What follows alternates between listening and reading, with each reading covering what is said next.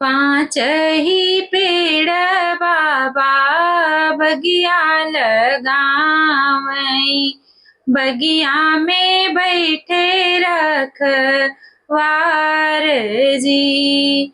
अमवा क भूखली बेटी हो शीतल देई, धाई बगियावा में जाई जी।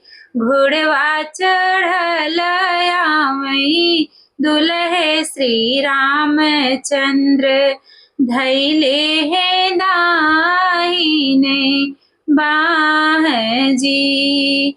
छोड़ो न मोरे स्वामी दाहिनी बहिया, बहिया लफसुको वारी जी।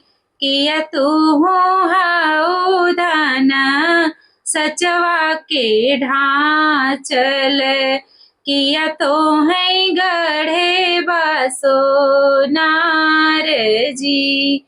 नाही हम हई स्वामी सचवा के ढांचल, नाही हम गढ़े बसो नार जी।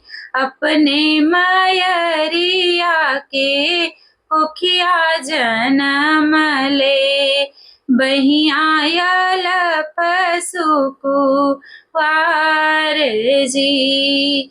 माई हो सुनैना दे के ओखिया जनम ले, बहिया लफसुको वारी जी।